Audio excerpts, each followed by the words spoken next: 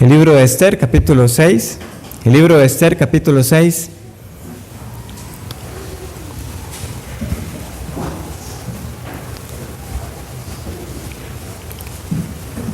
Versículo 13. El libro de Esther, capítulo 6, versículo 13.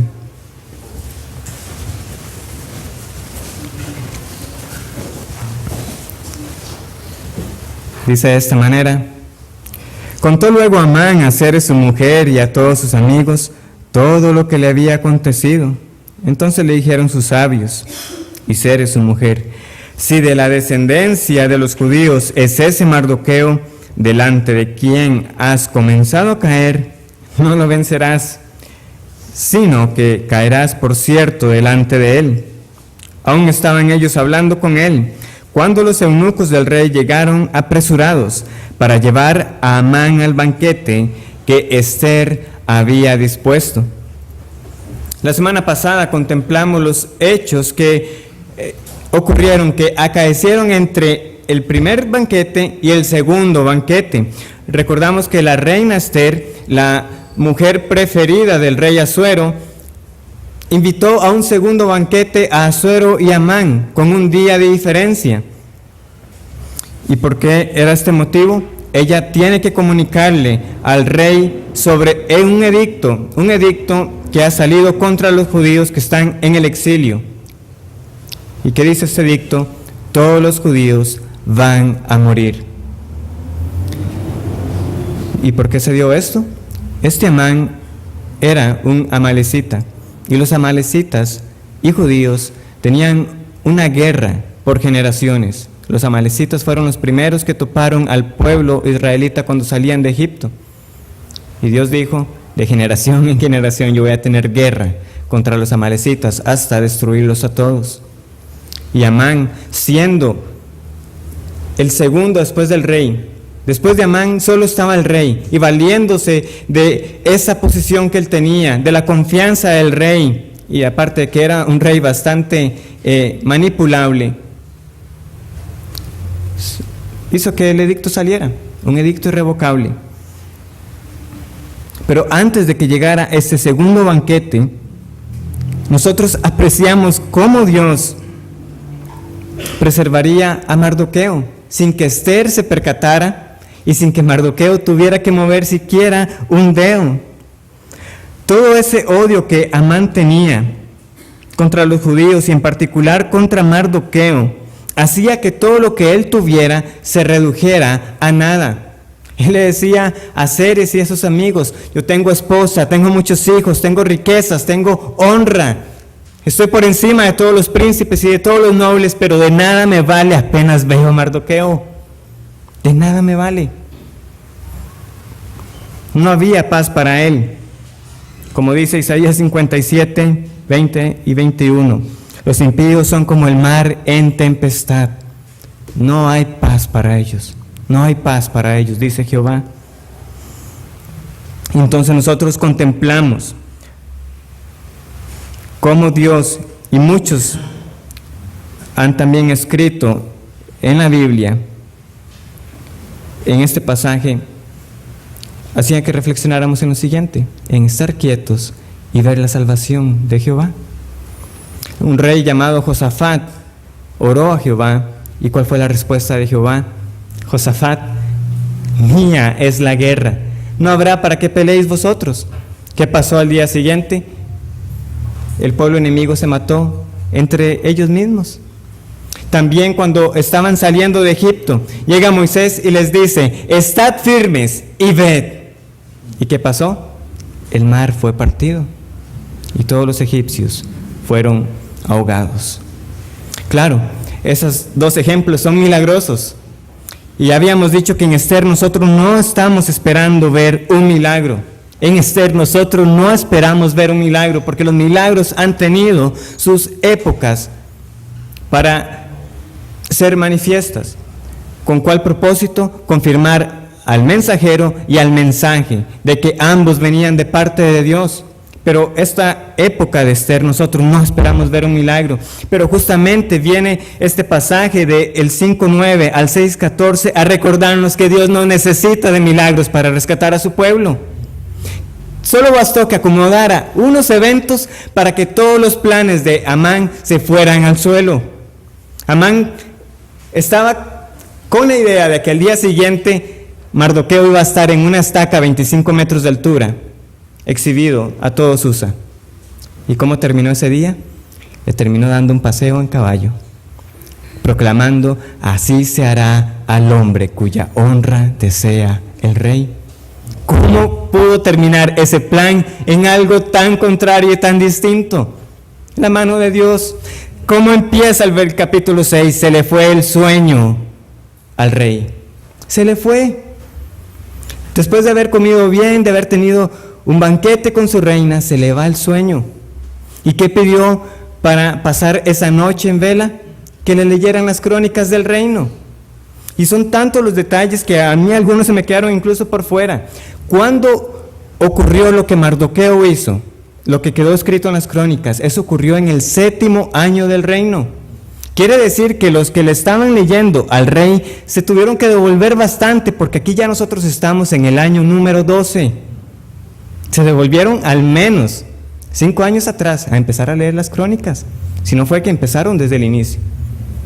Y todo ese tiempo el rey estuvo atento y despierto para escuchar que a Mardoqueo no lo habían recompensado.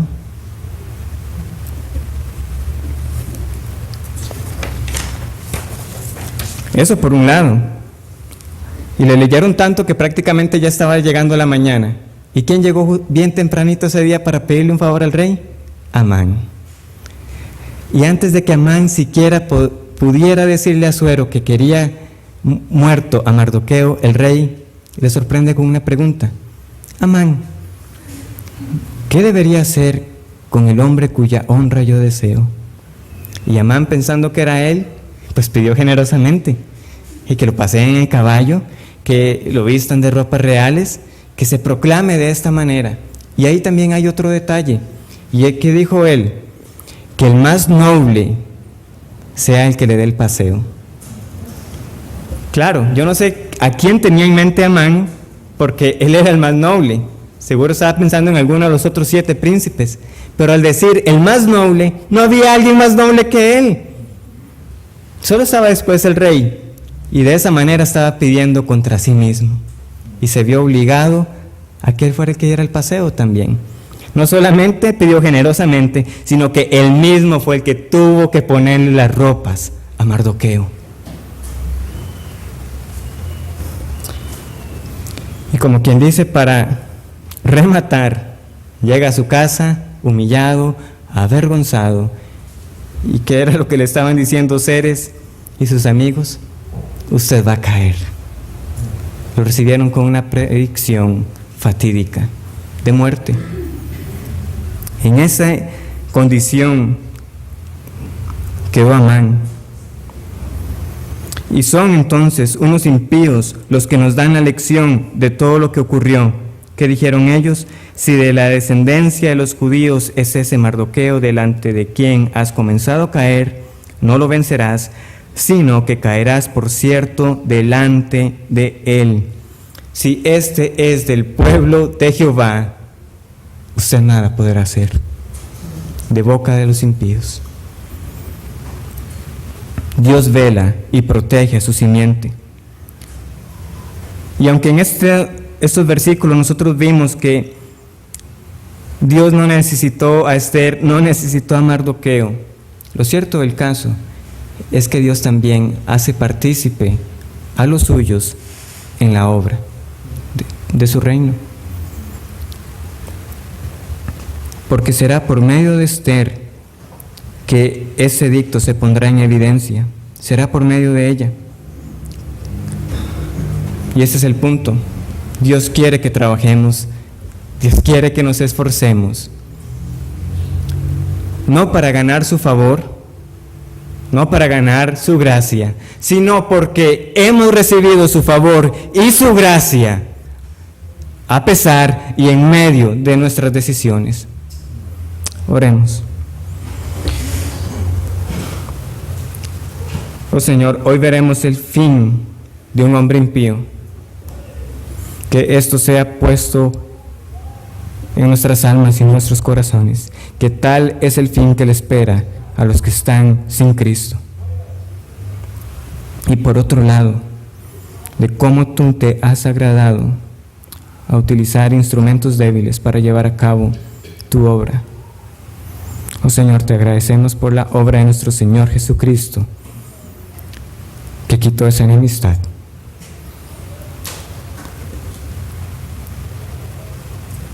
En el nombre de nuestro Señor. Amén.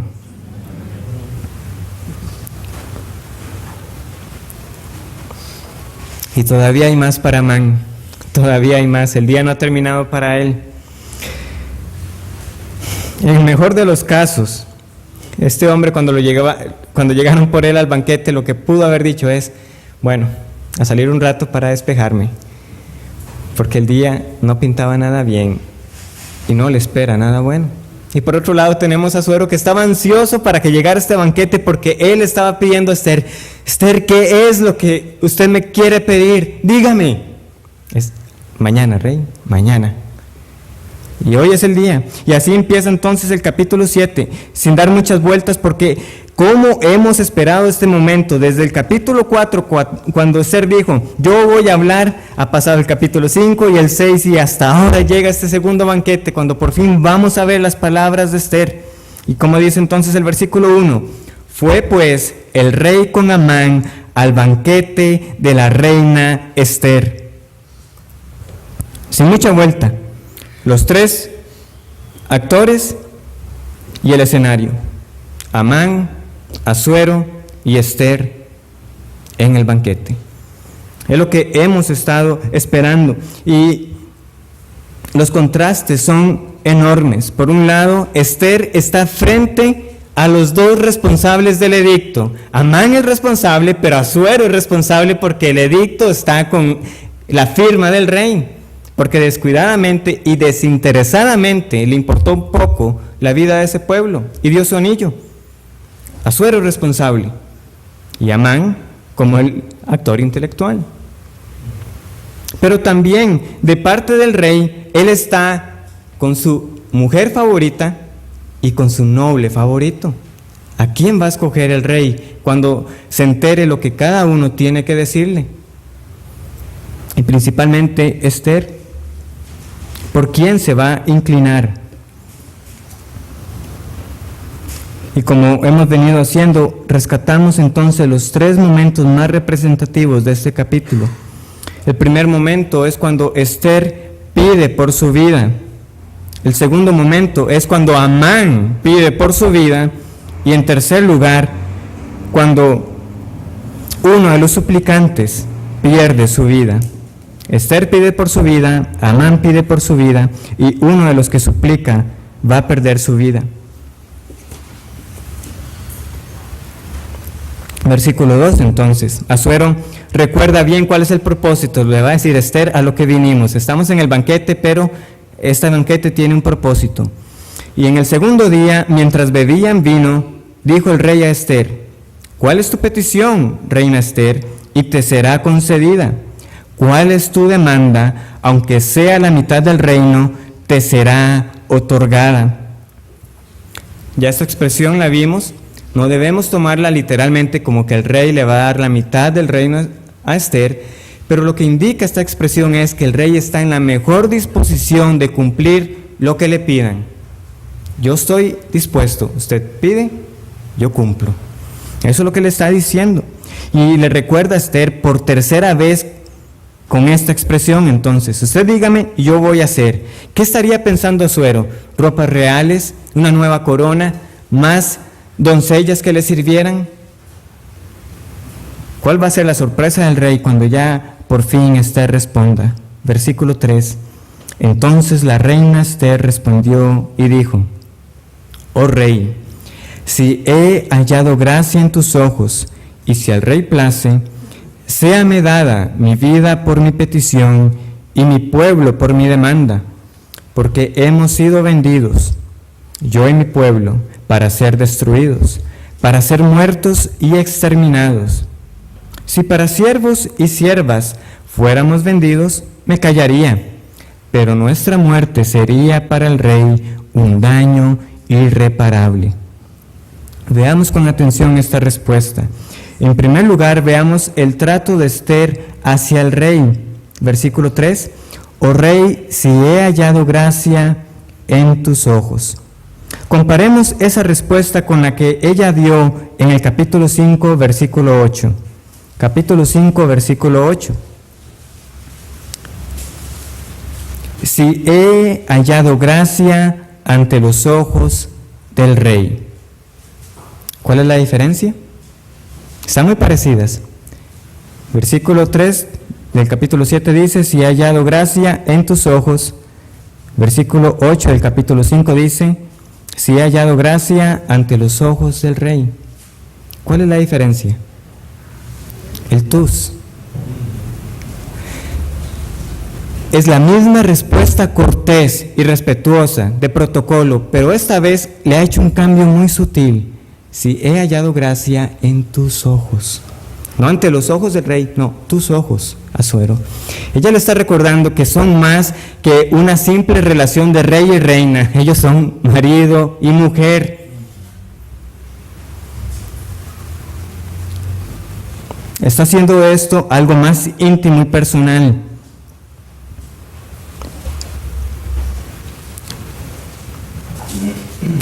Y esto es importante porque recordemos que el último mes no había sido precisamente un matrimonio color de rosa. Tenían un mes de no verse.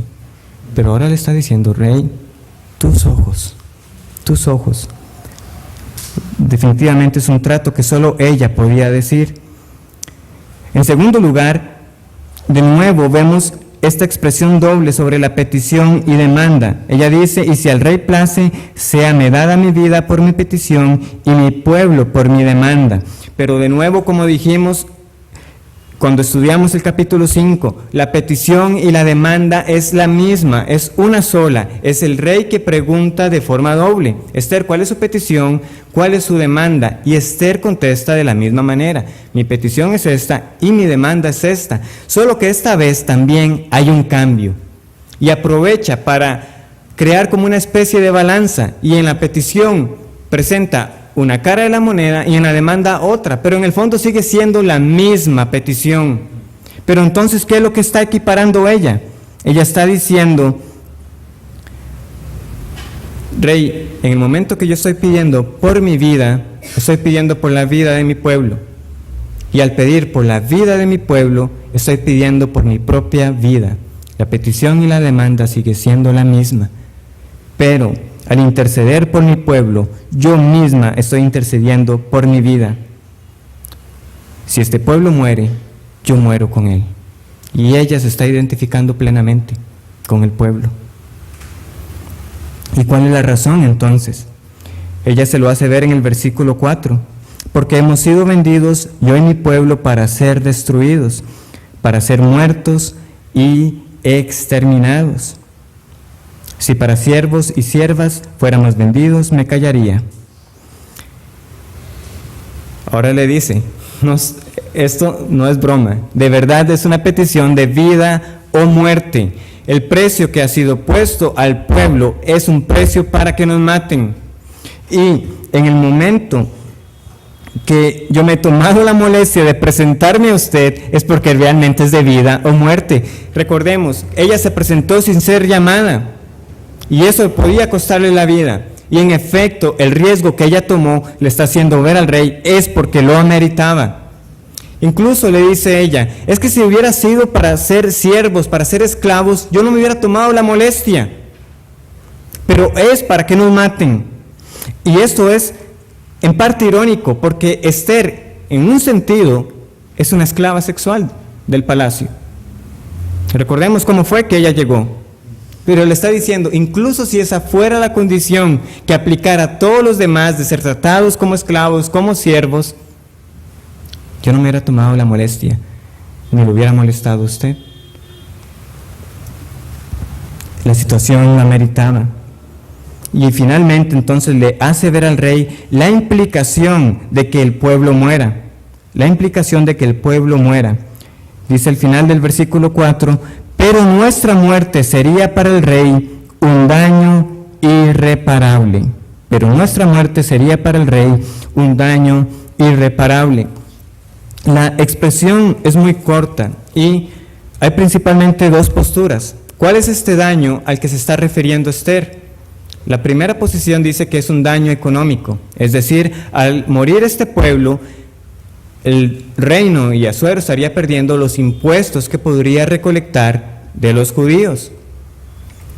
No se puede negar que en efecto va a haber una pérdida para el imperio, pero hay una razón por la cual esta postura no tiene fuerza cuando uno analiza todo el contexto del libro de Esther. ¿Y cuál es la razón?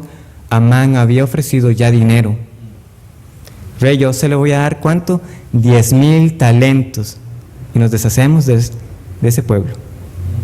Es decir, no se preocupe por el dinero que usted podría obtener de ellos, yo se lo pago. Y no solamente eso, era una suma muy importante. ¿Cuánto equivalía? Equivalía casi que al 70% de lo que el imperio podría recolectar en un año de todos los pueblos en ese momento. O sea, le estaba dando una suma muy generosa. Esa suma es tan alta que más bien uno se pregunta cómo Amán podría tener tanto dinero. Y por eso pensamos que en parte el pago iba a ser las pertenencias del pueblo judío y que los iban a despojar, y eso iba a ir a las arcas del imperio persa, porque era una suma muy grande de dinero. Entonces, el daño irreparable para el imperio no era tanto el dinero que pudieran obtener de los judíos o el dinero que podrían llegar a perder eventualmente. Lo que ella le está diciendo es: rey, ¿usted piensa que en este imperio se puede llegar a destruir a toda una nación sin que no haya consecuencias para usted? Y más cuando al matar a esa nación me estarían matando a mí también. Recordemos, al rey no le importó mucho cuál pueblo era, él no preguntó la nacionalidad. Entonces no es que fuera un rey muy preocupado por las vidas de sus súbditos, pero este era diferente. Ahí se estaban metiendo con su esposa. Me matan al pueblo, me matan a mí. ¿Y usted piensa que no va a haber un daño para usted? Hay un daño. No solamente sabéis la paz de este lugar, usted también va a perder a su mujer. Hay un daño irreparable. Antes de pasar a la respuesta del rey, dos detalles interesantes. En toda esta respuesta, Esther no ha mencionado la nacionalidad aún, no ha dicho el pueblo judío. Llama la atención cómo todavía el rey sigue sin saber que su mujer es judía. Le contestó, le contó todo lo que tenía que contarle, pero nadie sabe de dónde es ella. Y Amán todavía tampoco lo sabe, porque eso es importante. Y en segundo lugar, es como ella ha anunciado sobre este edicto sin echarle la culpa al rey. Hasta el momento solamente ha hablado de la parte del que vendió, pero ella perfectamente pudo decirle: y que usted aceptó ese pago. Pero culpar al rey era arriesgado, y este rey no lo hubiera pensado para poner las manos sobre ella también. Recordemos, Asuero tampoco es un rey que se caracterice por tomar responsabilidad por sus actos. ¿Qué pasó cuando Vasti fue destituida? Pasó el tiempo y Asuero dijo: voy a llamar a Vasti, pero se acordó del edicto que había contra ella. ¿Pero quién había aprobado el edicto si no fue el rey mismo? Pero para él el asunto era un problema del edicto. Por él hubiera llamado a Vasti. Él no toma responsabilidad por lo que hace, menos en este caso. Y esto es importante porque al final nos va a ayudar a entender el desenlace. Es un rey que no quiere que se le inculpe, se quiere lavar las manos. Entonces Esther logra pasar la culpa a alguien más. ¿Qué va a responder el rey? Versículo 5. Y nos lleva entonces al segundo gran momento, cuando ahora es Amán el que va a pedir por su vida. Respondió el rey Asuero y dijo a la reina Esther: ¿quién es y dónde está el que ha ensoberbecido su corazón para hacer esto? Esther dijo: el enemigo y adversario es este malvado Amán. Entonces se turbó Amán delante del rey y de la reina. ¿Cómo es posible que Asuero hasta este momento todavía no se acordara del trato que él tenía con Amán? Uno no se lo explica, pero al menos parece que su reacción es sincera, que él no estaba fingiendo. Cuando uno va al idioma, a las palabras originales, no es que Asuero haya preguntado, haciéndose el que no sabía, Esther, ¿y quién es el que planeó todo eso? No, realmente estuvo enojado y no tenía ni la más remota idea todavía de que se trataba de Amán, que estaba sentado a la par. ¿Quién es?, preguntó airado y enojado. Y la respuesta de Esther va en el mismo sentido también, vehementemente. ¿Qué podemos decir ya de este Amán? Casi que podemos imaginarnos a Esther respondiendo y señalando, este es el malvado que ha planeado eso. Y Amán, prácticamente, sorbiendo ya un trago de vino helado, turbado,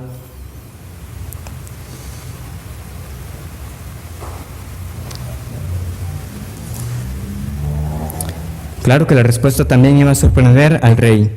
Estamos hablando de su noble favorito, ese consejero más cercano, al que ha elevado por encima de los demás. Ese es el que lo ha engañado. Entonces ahora sí, Asuero debe recordar muy bien ese día que le dio su anillo para que firmara aquel edicto. Y ahora entonces se cambian los papeles. Es Amán el que va a pedir por su vida. Versículo 7. Luego el rey se levantó del banquete, encendido en ira, y se fue al huerto del palacio. Y se quedó Amán para suplicarle a la reina Esther por su vida, porque vio que estaba resuelto para él el mal de parte del rey. Sabemos que algo malo va a pasar porque Asuero está enojado, y que caracteriza también a este rey: toma decisiones al calor de las emociones después de haber tomado. Así es este rey y así actúa. Y no es necesario que nosotros sepamos eso, incluso para que entendamos que algo malo va a pasar.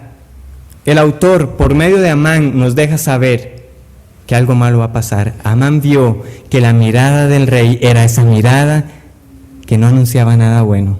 Estaba determinado el mal contra él.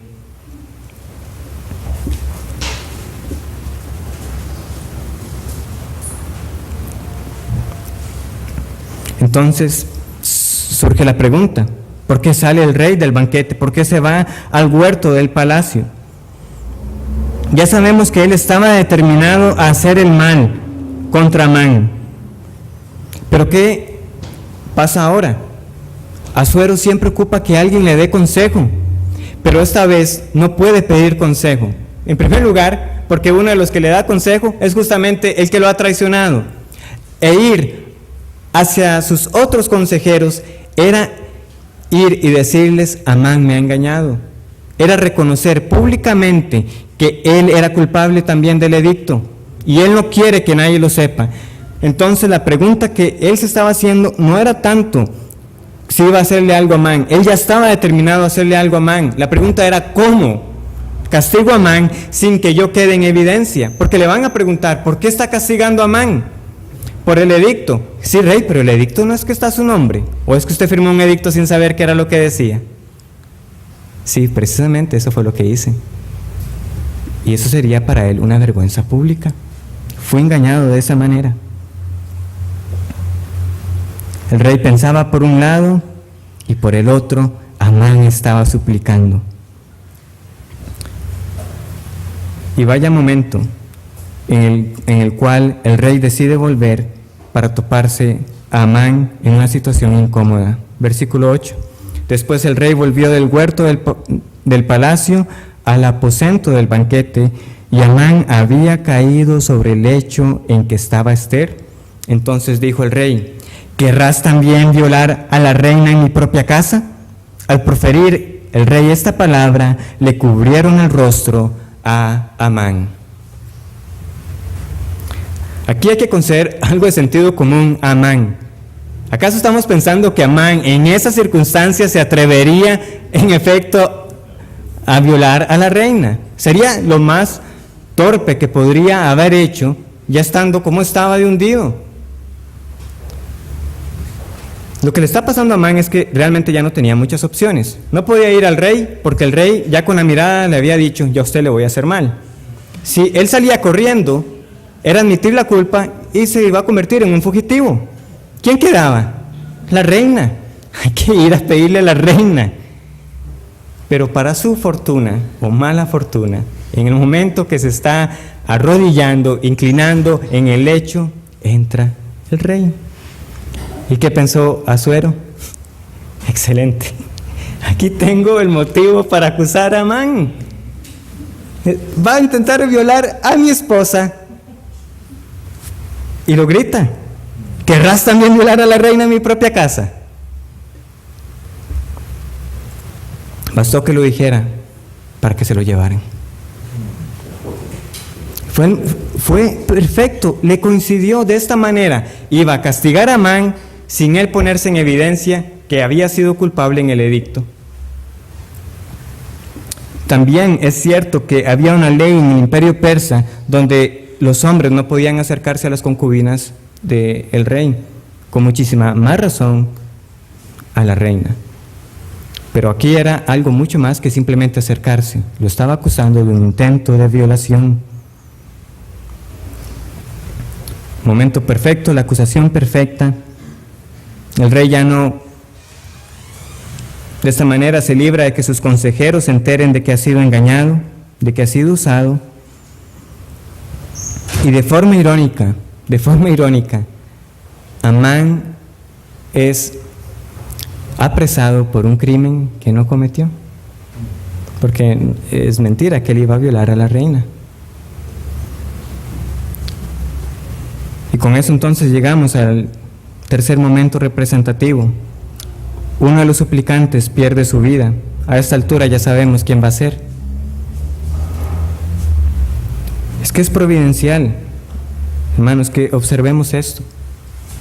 El rey sale, piensa, Amán dice, no me queda más que suplicar, va y suplica, el rey entra de nuevo. Todo en su debido momento. Ya lo que queda es la muerte para este hombre.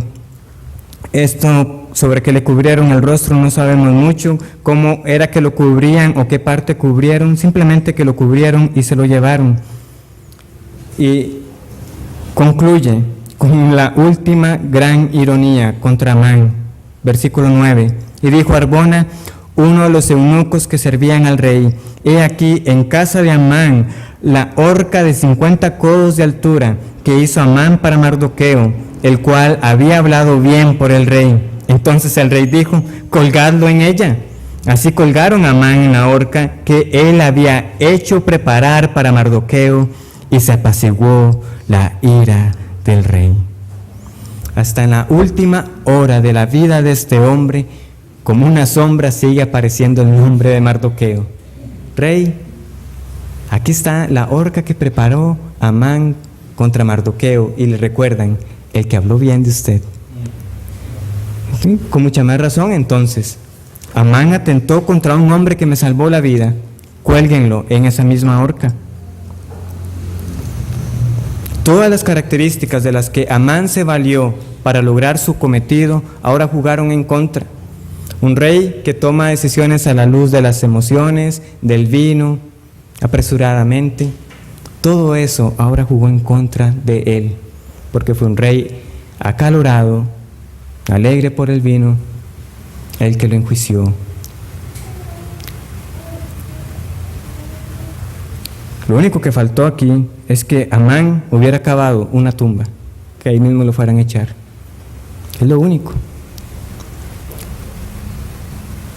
Sobre la horca, como ya dijimos la semana pasada, no está muy claro si el propósito era simplemente exhibir el cuerpo o si la misma estructura servía para que el cuerpo muriera, y en este caso sería por empalamiento, es decir, atravesar el cuerpo con una estaca. No olvidemos, eso sí, la altura que tenía, 50 codos o unos 25 metros, era visible a todos los que estaban en Susa. ¿Qué de las glorias de Amán? ¿Qué de sus riquezas? ¿Qué de sus muchos hijos? ¿Qué de su esposa? ¿Qué ¿de qué le sirvió a Amán ser el más noble de los nobles, estar por encima de los príncipes y de todos los sirvientes? ¿De qué le sirvió a Amán todo eso en el momento de su muerte? De nada. De nada. De nada en el momento definitivo y crucial. Las riquezas, un nombre, un apellido, una nacionalidad, un título o lo que sea que venga a su mente, nada hará que nosotros escapemos la muerte. El mismo rey que lo había puesto sobre los demás fue el rey que lo condenó. Así de vana es la esperanza que nosotros podemos tener también en las personas. El que lo puso en alto era el que lo estaba matando. Defraudamos y nos defraudarán. Todo lo que Amán tenía, de nada le valió. Asuero se calma, Amán ha muerto, Esther ha intercedido parcialmente por el pueblo. ¿Y por qué digo parcialmente? Amán podrá estar muerto, pero el edicto sigue vigente.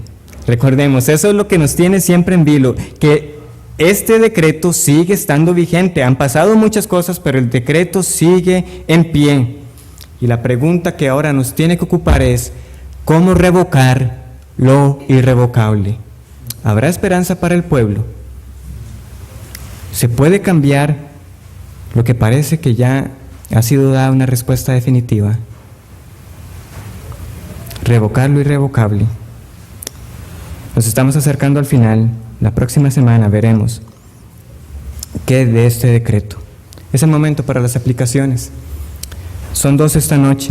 Y la primera es una consideración sobre la responsabilidad humana y la soberanía de Dios.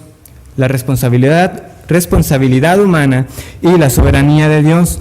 Esther es un libro que nos sirve de buen ejemplo para ver el equilibrio que hay entre lo que nosotros hacemos y lo que Dios hace, de que nosotros somos responsables, pero que Dios es soberano.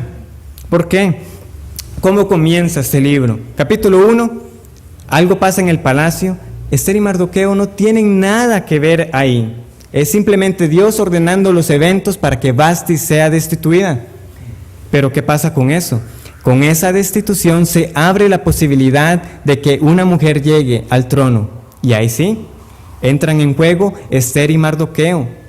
Tanto pasivamente como activamente buscaron cómo Esther llegara al trono. Y en efecto, llegó al trono. ¿Pero por qué? Porque Dios le dio gracia ante los que la veían. Llega el capítulo 3 y vemos que es por culpa de Mardoqueo que este edicto surge. Porque Amán dice, yo no voy a poner las manos solamente sobre él, sino contra todos.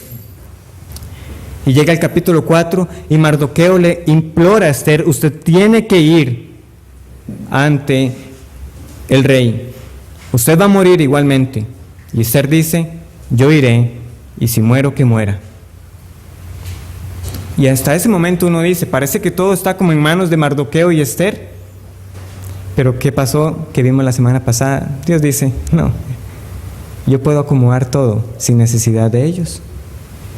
Yo estoy en control. Y preservó la vida de Mardoqueo sin que ellos movieran un dedo. Y hoy que estamos viendo, es Esther intercediendo. Es Esther con un plan que había pensado de muy buena manera.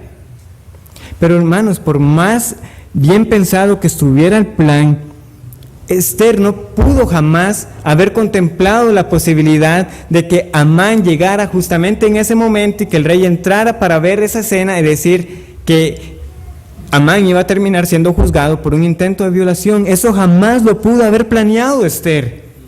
Eso fue el tiempo divino para que todo ocurriera como él lo había determinado.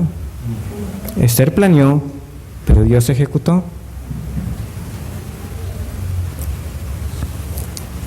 Dios puede liberar a su pueblo sin recurrir a débiles instrumentos humanos. Pero siempre que se trata este tema, uno puede irse a 2 extremos. Uno puede irse a 2 extremos. ¿Cuáles son?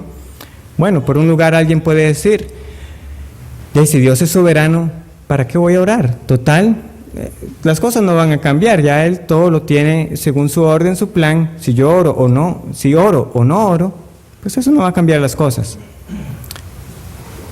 ¿Para qué voy a evangelizar? Total, yo no puedo cambiar los corazones. Esa es obra de Dios. Entonces, si predico no el evangelio, pues Dios va a salvar a los suyos. Y eso es un extremo. Pero está el otro también, en el cual más bien uno piensa que todo depende de uno. Y entonces busco cómo forzar las cosas para que ocurran. Y diga esta oración y usted será salvo. Levante la mano y sus problemas serán resueltos. Todo a base de decisiones y acciones humanas. Y eso es también otro extremo. Pero no es la manera en la que nosotros debemos entender esta relación. Sí, Dios es soberano, pero eso no es excusa para no orar. Todo lo contrario, precisamente porque tenemos un Dios soberano, ¿cómo no orarle a un Dios que tiene bajo su control todas las cosas? Sabiendo que Él no va a conceder nuestros malos deseos, sino que nos va a dar aquello que será para nuestro bien. ¿Cómo no predicar el evangelio si el resultado es de Él precisamente? Si fuera por mis capacidades que dependiera la salvación de las personas, yo dejaría de hacer esto en este mismo momento. Sería triste, pero no depende de nosotros. Pero en cambio podemos ir con la convicción de que nosotros proclamamos el evangelio, pero es el Espíritu Santo el que abre y convierte los corazones.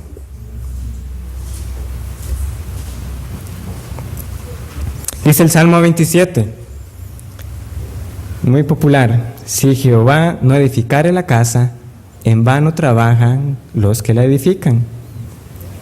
Si Jehová no cuida de la ciudad, en vano los que la guardan. ¿Qué nos está diciendo ese salmo? El salmo no está diciendo que no trabajemos, que no cuidemos. Eso no está diciendo. Lo que está diciendo es: trabaje y vele, que si Dios está edificando y Dios está cuidando, entonces esa labor no será en vano. O en un sentido positivo, trabaje y esfuércese, que si Jehová edifica y vela, será prosperado. Ese es el sentido. No es un llamado a la vagancia y tampoco es un llamado a un esfuerzo desesperado como si todo dependiera de nosotros.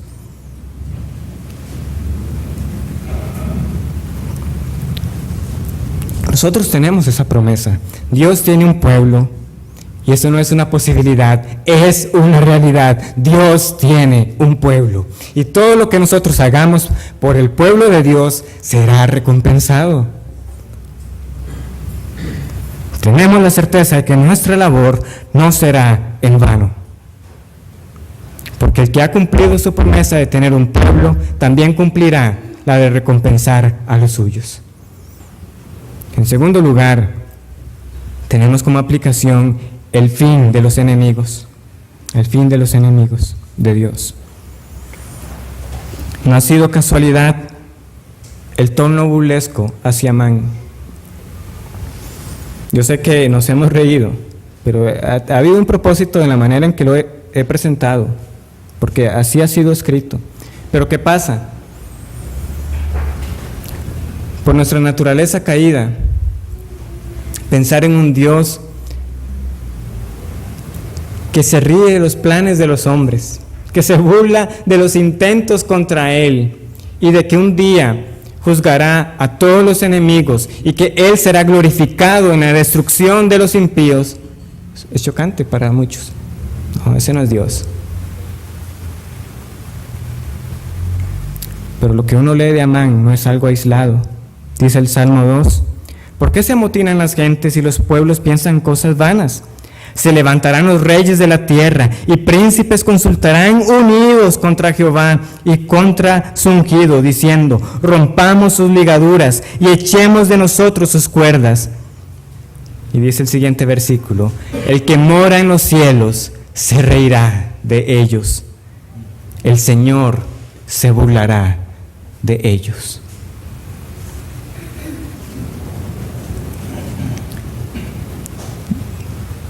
Desde la perspectiva de Dios da risa lo que un hombre o muchos hombres puedan intentar contra Él. Y tengamos esto en mente porque nos ayudará a entender cuando lleguemos a la fiesta de Purim. No importa cuán cercana sea una persona para usted en esta vida, en el día final, nosotros nos gozaremos de la destrucción de los impíos. Usted puede decir, usted no sabe cuánto amo a esa persona. Si esa persona no está en el Señor y usted es del Señor, el día del juicio usted se gozará en que Dios y su nombre sea vindicado. Y usted podría ser ese enemigo que servirá para la vindicación del nombre de Jehová. He dicho que irónicamente Amán fue llevado a esa estaca por un crimen que no cometió, pero que no olvidemos, Amán no es ningún inocente. Hubo uno que sí fue llevado a un madero siendo inocente, nuestro Señor Jesucristo. ¿Y qué pasó? Así convenía que sucediera. El justo tratado como un injusto, juzgado como cualquier otro vulgar y sucio ladrón. Y ahí estaba Cristo, el inocente, pagando el pecado de su pueblo. Pero le dijo a Nicodemo, es que así es necesario que ocurra, que como Moisés levantó la serpiente en el desierto, así es necesario que el Hijo del Hombre sea levantado, para que todo aquel que en él cree no se pierda, mas tenga vida eterna. La muerte por crucifixión, una muerte vergonzosa. Pero hay una gran diferencia entre la exhibición pública de Amán y la exhibición pública de la muerte de nuestro Señor Jesucristo.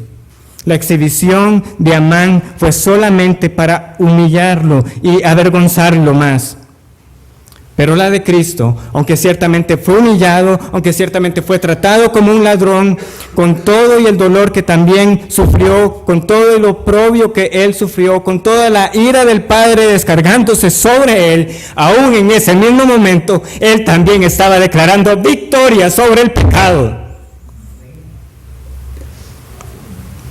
Y le estaba diciendo a sus enemigos, a Satanás, a las huestes celestiales y a todos los que se le oponen, victoria. Y estaba diciendo, mi sangre perdona todos los pecados de los enemigos de Dios. He redimido al pueblo que me fue dado, consumado es. La muerte de Amán es la muerte que todos nosotros merecemos, ser ahorcados, empalados eternamente, una agonía que no cese. Eso es lo que merecemos. Pero esa fue la muerte que Cristo sufrió por su pueblo. Y ha redimido a enemigos como Amán para su gloria. Y si este mensaje de redención no le parece lo suficientemente bueno, yo le digo, usted entonces es como Ceres y como los amigos de Amán, que pueden reconocer la verdad, pero que no la pueden tomar para sí, para vivir confiadamente a la luz de esa verdad. Para los hijos de Dios, es bueno saber que a pesar de nuestras carencias, a pesar de que a veces nos vamos de un extremo al otro, de estar con los brazos cruzados, a pensar que todo depende de lo que hagamos, Dios sigue siendo fiel a su pueblo. Y no lo dejará solo, incluso en sus horas más oscuras, gracias a la obra intercesora de nuestro Señor Jesucristo. Oremos.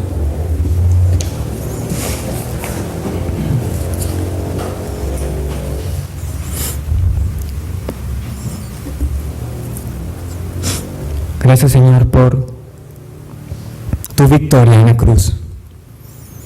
Fuiste humillado, pero también has sido exaltado a lo sumo. Oh Padre, todos nosotros merecemos el mismo fin que ha tenido Amán.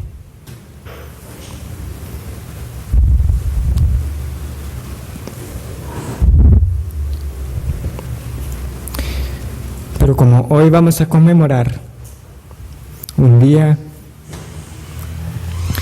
este mensaje del Evangelio, que es una locura para los que se pierden, fue el mensaje que ha transformado nuestras vidas por la obra de tu Espíritu Santo. Oh Padre, anhelamos tu venida. Oh Señor Jesucristo, anhelamos tu venida. Y anhelamos ver también el día que triunfante pondrás fin a todos tus enemigos. Y esto nos hace temblar, pero a la vez sabemos que será un día glorioso. Lo pedimos en el nombre de nuestro Señor.